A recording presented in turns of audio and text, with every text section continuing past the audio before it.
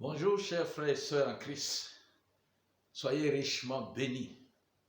Aujourd'hui, nous sommes le dimanche 26 avril 2020.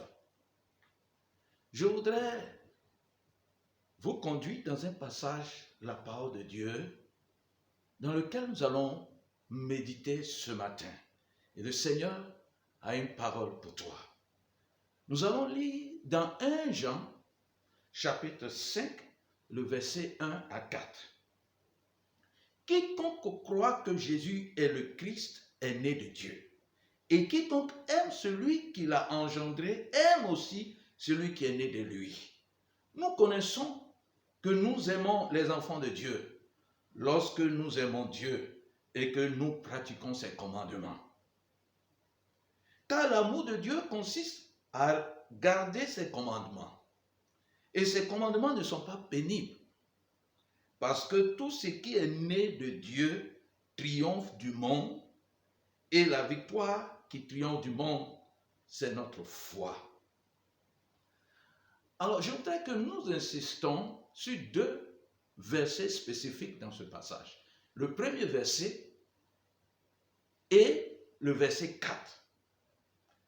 Le verset 1 dit « Quiconque croit que Jésus est le Christ est né de Dieu. » Et le verset 4 dit « Quiconque est né de Dieu triomphe du monde. » C'est une logique, c'est une évidence. Celui qui a accepté Christ comme son Seigneur devient automatiquement enfant de Dieu. Et un enfant de Dieu doit logiquement triompher du monde. De ce fait, c'est une chose normale pour un enfant de Dieu de résister au plaisir de ce monde. C'est une chose normale, évidente, pour un enfant de Dieu de triompher des plaisirs de ce monde. C'est le chrétien qui doit dominer le monde. Parce que la Bible nous dit clairement ici que quiconque est né de Dieu triomphe du monde. Et ce n'est pas le contraire. Ce n'est pas le monde qui doit dominer le chrétien. C'est justement ce message que le Seigneur a pour nous ce matin. Et le thème est « Quiconque est né de Dieu triomphe du monde ». La question fondamentale que nous devons nous poser est celle-ci. Comment un chrétien peut-il triompher du monde? Ou du moins, quelles sont les actions que l'homme, que l'enfant de Dieu doit mener pour triompher du monde? Le chrétien pourra triompher du monde à une seule condition. S'il peut réellement parvenir au stade de disciple de Jésus-Christ de Nazareth, il pourra être capable de triompher du monde. En général, la responsabilité revient aux hommes de Dieu d'enseigner, de conduire les chrétiens qui viennent dans leur communauté à devenir de véritables disciples de Jésus-Christ de Nazareth. D'ailleurs, c'est la recommandation que Jésus-Christ a donnée à ses disciples avant de monter au ciel. Il leur a dit dans Matthieu 28, verset 19, « Allez, faites de toutes les nations des disciples. » Mais que constatons-nous aujourd'hui quand nous observons les chrétiens, quand nous observons nos églises? Que constatons-nous? Malheureusement, nous constatons que dans nos églises, il y a un grand nombre de fidèles, de ceux qui assistent régulièrement à nos cultes qui ne sont pas convertis. Et ceux qui sont convertis n'arrivent pas à parvenir au stade de disciples. Nous voyons des chrétiens qui sont à l'église depuis longtemps, mais qui ne grandissent pas. Qui n'ont pas atteint la maturité spirituelle. Pourquoi? Parce qu'ils n'ont pas suivi le processus qui mène à la maturité et qui peut faire de véritables disciples de Jésus-Christ de Nazareth. C'est pourquoi d'ailleurs, nous constatons que beaucoup de chrétiens, beaucoup d'enfants de Dieu n'arrivent pas à triompher du monde. Ils sont convertis, ils sont venus à Christ, ils sont à l'église, mais ils n'ont pas pu grandir, ils n'ont pas pu atteindre le stade de disciples. Alors, qu'est-ce qui se passe dans leur vie? Ils n'arrivent pas à résister aux tentations, à résister à ce monde attrayant, à ce monde séduisant. Ils sont toujours dominés par le monde et ses œuvres. Alors, pour pouvoir triompher du monde, il faut que nous parvenions coûte que coûte dans nos vies spirituelles au stade de véritables disciples de Jésus-Christ. Ça, c'est la seule condition. La parole de Dieu nous dit que quiconque est né de Dieu triomphe du monde. Mais pourquoi est-ce que les chrétiens n'arrivent pas à triompher du monde? Nous disons que nous sommes convertis. Nous disons que nous avons accepté Jésus-Christ de Nazareth comme notre sauveur. Nous l'avons accepté. Il est mort sur la croix pour nous. Nous croyons en lui. Mais pourquoi nous n'arrivons pas à triompher du monde? Pourquoi est-ce que le monde a encore une influence sur notre vie? Pourquoi est-ce que nous n'arrivons pas à marcher selon les principes de la parole de Dieu? Oui, j'ai donné la raison tout à l'heure et c'est la vérité. Si tu n'es pas disciple de Jésus-Christ, si tu ne deviens pas disciple de Jésus-Christ, tu ne pourras jamais triompher du monde. Et donc, la seule condition qui pourra permettre à un enfant de Dieu de triompher du monde, c'est de tout faire pour parvenir au stade des disciples. Et c'est ce que nous allons essayer de vous révéler ce matin. Comment devenir un véritable disciple? Nous avons relevé 4 étapes qui peuvent nous permettre de parvenir au stade des disciples. Si nous sommes rigoureux avec nous-mêmes, si nous sommes sérieux avec nous, si nous prenons l'engagement de suivre ces étapes, alors nous pourrons devenir de véritables disciples de Jésus-Christ qui triomphent du monde. La première étape que nous voulons relever, quand nous venons à Christ, quand nous acceptons Jésus-Christ, nous sommes convertis. Et l'étape première pour parvenir au stade de disciple, c'est de prendre l'engagement de suivre Jésus. Chacun de nous doit prendre cette résolution en lui-même, dans son cœur, de suivre Jésus-Christ de Nazareth. Regardez ce que la Bible nous dit dans 2 Corinthiens, chapitre 5, verset 17. Il dit, si quelqu'un est en Christ, il est une nouvelle créature. Les choses anciennes sont passées, voici toutes choses sont devenues nouvelles. C'est le véritable problème dans la vie de beaucoup d'enfants de Dieu. Ils viennent à Christ, mais ils traînent encore derrière eux leur ancienne vie. Or, la Bible nous dit clairement ici que si quelqu'un est en Christ, il est une nouvelle créature. Les choses anciennes sont derrière, sont passées. Donc, quand quelqu'un prend l'engagement de suivre Jésus-Christ de Nazareth, il ne doit plus regarder en arrière. Il ne doit plus être attaché à son ancienne vie. Il prend l'engagement de suivre Jésus, de marcher avec Jésus, d'aller là où Jésus veut qu'il aille. C'est un engagement profond, c'est une décision personnelle que nous prenons. Aujourd'hui, je suis converti. Aujourd'hui, j'ai accepté Christ. Je prends l'engagement de le suivre. Je prends l'engagement de marcher avec lui. C'est cela. Beaucoup de chrétiens viennent à Christ, mais qui n'ont jamais pris l'engagement de suivre Jésus véritablement. Ils n'ont jamais pris l'engagement d'abandonner leur ancienne vie pour suivre le Seigneur Jésus-Christ de Nazareth. Nous voyons des chrétiens qui sont convertis, qui viennent à l'église, mais qui sont encore attachés à la musique mondaine. Cette musique qu'ils ont eu à jouer, à danser dans le passé, quand ils ne connaissaient pas Christ, ils viennent en Christ et ils continuent d'écouter ce genre de musique. Ils continuent de faire ce genre de danse, bien qu'ils soient en Christ. L'engagement de suivre Jésus-Christ de Nazareth est aussi l'engagement de renoncer à l'ancienne vie. Qui n'est pas capable de renoncer à sa vie passée avant de connaître Christ ne pourra jamais triompher du monde. D'ailleurs, il est encore dans le monde. Il a encore les pieds dans le monde. Il ne s'est pas encore détaché du monde. Et donc, il ne le pourra pas.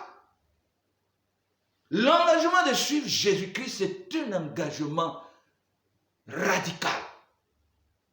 C'est-à-dire, prendre l'engagement de rejeter l'ancienne vie et de marcher en nouveauté de vie avec Jésus-Christ de Nazareth. Des chrétiens qui donnent leur vie à Christ et qui sont encore attachés aux habillements mondains, qui s'habillent d'une manière mondaine. Tu ne pourras pas triompher du monde. Converti, tu es à l'église et tu es encore attaché au plaisir du monde, au sexe, à la luxure et bien d'autres choses. Frère, la première étape pour parvenir au stade de disciple, afin de triompher du monde, c'est un engagement ferme de suivre Jésus-Christ de Nazareth. La deuxième étape, c'est le renoncement à soi-même. Matthieu chapitre 16, verset 24 dit, alors Jésus dit à ses disciples, si quelqu'un veut venir après moi, qu'il renonce à lui-même. Qu'il renonce à lui-même. Vous voyez, souvent, nous faisons cette prière au Seigneur. Seigneur, révèle-moi ta volonté. Je veux connaître ta volonté. Je veux marcher dans ta volonté. Je veux demeurer dans ta volonté. Et quand Dieu se révèle à lui, quand le Seigneur lui révèle sa volonté, au travers de la parole de Dieu, ou au travers d'un nom de Dieu, au travers d'une révélation quelconque, et quand il découvre que la volonté de Dieu est contraire à lui, sa propre volonté, alors aussitôt, il refuse de suivre la volonté de Dieu. Pourquoi? Parce qu'il n'est pas prêt à renoncer à lui-même. Il n'est pas prêt à renoncer aux choses auxquelles il est attaché. Il est encore attaché à son moi. Sa personnalité est plus importante que la parole de Dieu. Sa personnalité est plus importante que la volonté de Dieu. Sa personnalité est plus importante que tout. Il est constamment en train de rechercher ses intérêts propres, ses intérêts personnels. Donc, tout ce qui vient contrarier ses intérêts est aussitôt combattu, rejeté. Celui qui n'est pas prêt, celle qui n'est pas prête à renoncer à lui-même, alors il ne peut pas triompher du monde. Puisque c'est sa personne qui compte plus que tout. Vous voyez, dans la parole de Dieu, dans Matthieu chapitre 19, on parle d'une histoire, de l'histoire d'un jeune homme riche qui est venu un jour rencontrer Jésus et pour lui dire, mais que faut-il que je fasse pour hériter de la vie éternelle? Jésus l'a regardé, il faut suivre les commandements, les 10 commandements. Il dit, Seigneur, je respecte les commandements depuis que je suis enfant. Il dit, ah bon, d'accord, il te reste une dernière chose pour pouvoir rentrer dans la vie éternelle. Va prendre tes biens, vends-les et distribue-les aux pauvres. La Bible nous dit que le jeune homme est reparti triste. Pourquoi? Parce qu'il n'était pas prêt à renoncer à sa richesse. Il n'était pas prêt à renoncer à sa gloire. Il n'était pas prêt à renoncer à ses titres. Il n'était pas prêt à renoncer au nom familial qu'il porte. Peut-être que c'est un nom de prince. Non, il n'est pas prêt à renoncer à cela. Quiconque n'est pas prêt à renoncer à lui-même sera toujours sous la domination du monde. Tu ne pourras triompher du monde que lorsque tu vas renoncer à toi-même. Tu vas laisser tomber ton orgueil. Et tu vas prendre l'engagement de suivre le Seigneur. Frères et sœurs, regardons dans Philippiens 3, versets 7 et 8. La Bible dit là, mais ces choses qui étaient pour moi des gains, je les ai regardées comme une perte à cause de Christ. Et même, je regarde toutes choses comme une perte à cause de l'excellence de la connaissance de Jésus-Christ, mon Seigneur, pour lequel j'ai renoncé à tout. Et je les regarde comme de la boue, afin de gagner Christ. Oui, Paul a pu marquer son temps, a pu marquer sa génération, parce qu'il a été un chrétien, il a été un enfant de Dieu, qui a été capable de renoncer à lui-même. Il dit, tout ce qui était pour moi un gain, sujet de gloire, sujet d'orgueil, j'ai renoncé à tout cela pour m'attacher à Christ, pour regarder et rechercher la connaissance de Christ. Qui est-ce qui est capable aujourd'hui de renoncer à tout? De renoncer à sa maison, de renoncer à ses parents, de renoncer à ses frères, de renoncer à son travail, de renoncer à son travail, à son salaire, de renoncer à tous ses privilèges pour s'attacher à Christ, pour s'attacher à la parole de Dieu. Très peu de personnes aujourd'hui, à l'heure actuelle, où les gens sont en train de rechercher, de courir derrière la gloire humaine, la richesse, les titres. C'est la raison pour laquelle très peu de chrétiens sont capables de triompher du monde. Seuls ceux-là qui sont capables de renoncer à eux-mêmes seront capables de triompher du monde. La troisième étape, pour devenir un disciple et être capable de triompher du monde, c'est l'étude de la parole de Dieu. C'est l'attachement à la parole de Dieu. Tous ceux qui sont attachés à la parole de Dieu, qui méditent la parole de Dieu, qui pratiquent la parole de Dieu, triomphent du monde. Alléluia. Dans Deutéronome 29, 9, la Bible nous dit, vous observerez donc les paroles de cette alliance et vous les mettrez en pratique afin de réussir dans tout ce que vous ferez. Josué 1, 8, il dit que ce livre de la loi ne s'éloigne point de ta bouche. Médite-le jour et nuit pour agir fidèlement selon tout ce qui a été écrit. Car c'est alors que tu auras du succès dans tes entreprises. C'est alors que tu réussiras. Pourquoi il n'y a pas beaucoup de disciples dans nos églises? Parce que aujourd'hui dans nos églises, nous avons rejeté la parole de Dieu. Nous ne supportons plus la sainte doctrine. Contrairement aux premiers chrétiens, qui sont pratiquement tous devenus des disciples.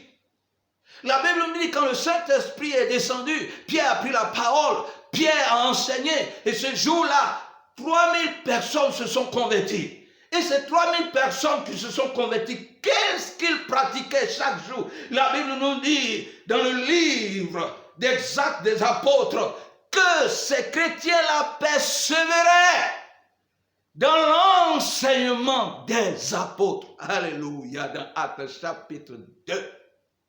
Ils persévéraient dans l'enseignement des apôtres. C'est ce qui a pu faire d'eux de véritables chrétiens, des chrétiens matures, des chrétiens qui sont devenus des véritables disciples de Jésus-Christ, des chrétiens qui étaient capables de renoncer à tout, des chrétiens qui ont suivi Jésus sans hésiter parce que la connaissance de Christ était en eux, la parole de Christ était en eux, ils étaient attachés à la parole de Jésus-Christ de Nazareth. Combien sont-ils qui aiment la parole de Dieu?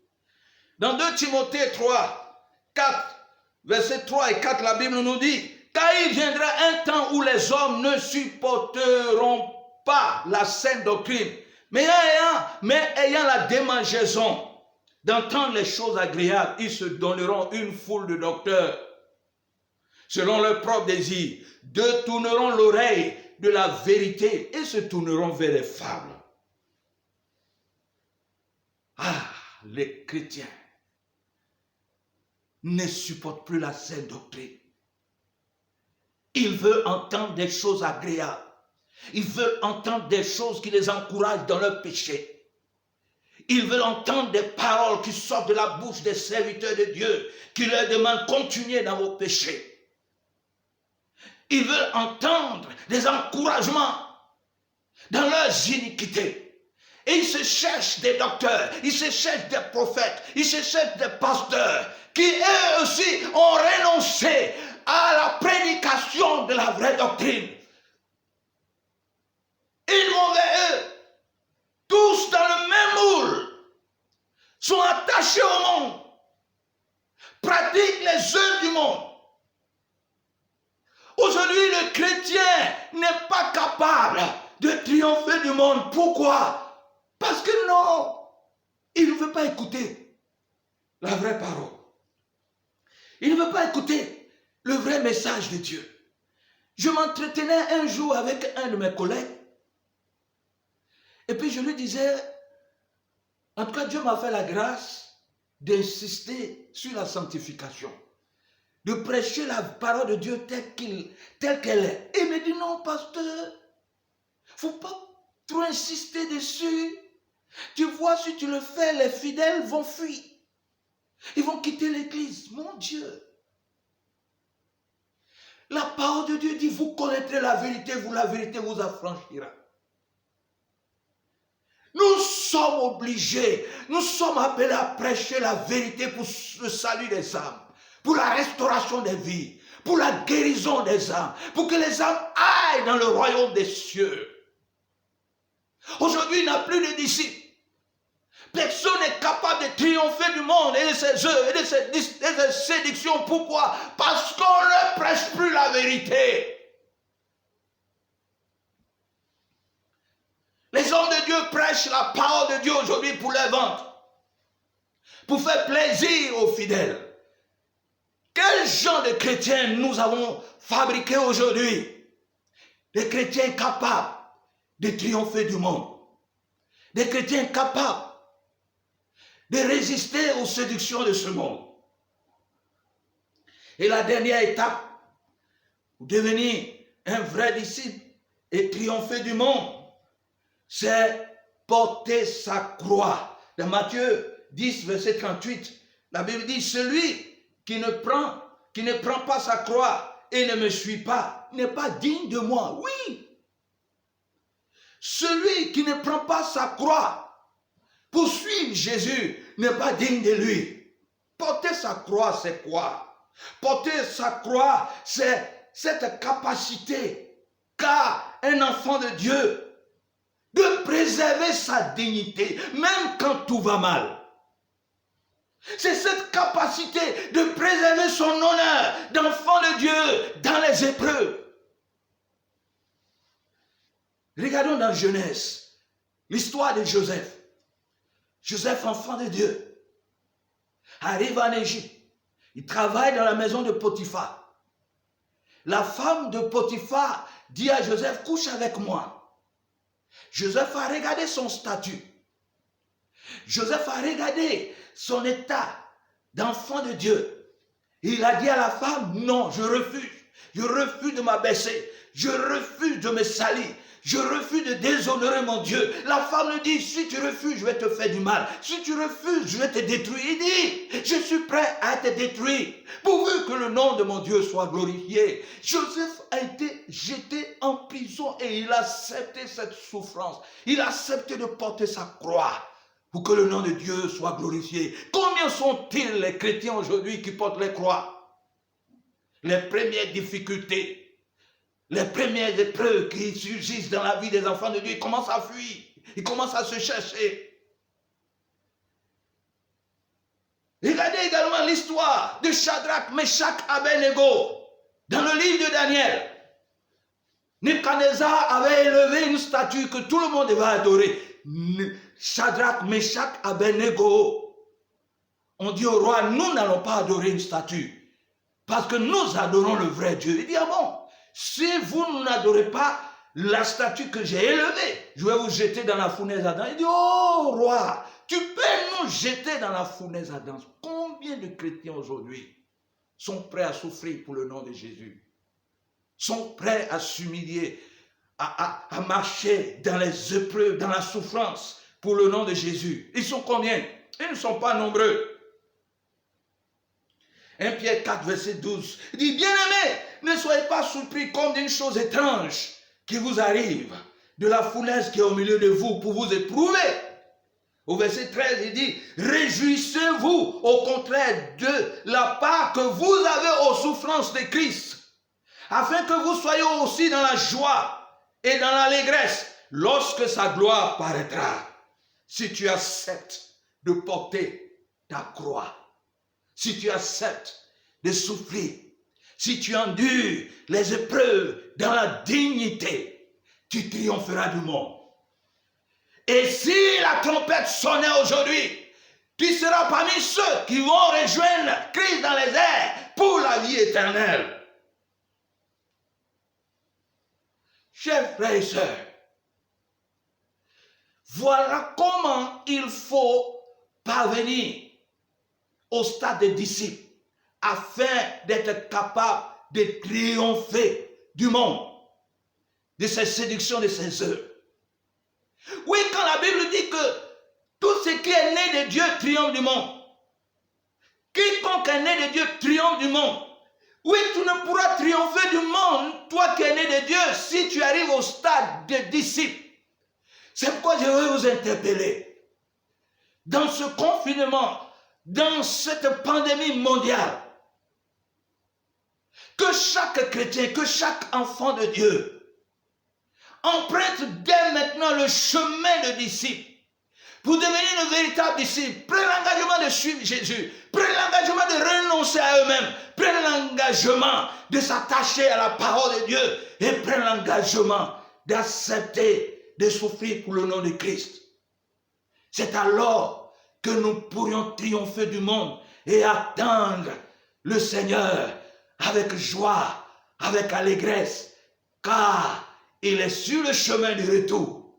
Tous ceux qui triompheront du monde rentreront dans la gloire de l'Éternel. Et la Bible dit, quiconque est né de Dieu triomphe du monde. Que la parole de Dieu soit bénie.